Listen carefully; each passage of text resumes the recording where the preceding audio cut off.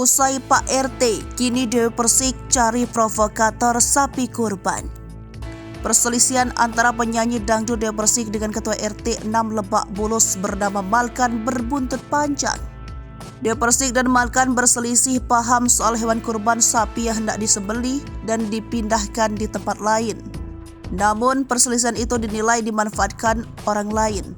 Menurut Dewi, orang-orang yang membenci dirinya mulai menebarkan fitnah di media sosial. Ia pun dengan tegas bakal mengambil jalur hukum didampingi pengacara Sandi Arifin. Menggunakan fitur Instagram Story, penyanyi dengan nama asli Dewi Muria Agung ini mengunggah salah satu konten YouTube yang diduga telah memfitnahnya. Adapun konten YouTube yang dinilai telah mengusik Dewi Persik itu berjudul Karma akibat menghina Putri Aryani. Niat mau kurban malah jadi korban. Dewi Persik kurbannya ditolak malah kena batunya. Ini fitnah, YouTube akun ini saya akan tidak lanjuti, tunggu saja bersama lawyer saya Bang Sandi Arifin.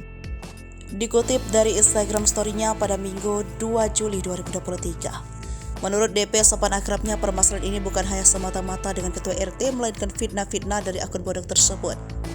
DP menilai akun bodong tersebut menambah kisru antara dirinya dengan Ketua RT. Ia juga menyayangkan kasusnya ini melebar hingga ke isu politik. Polemik sapi kurban Dewi Persik Ketua RT ternyata terseret hingga ke isu politik.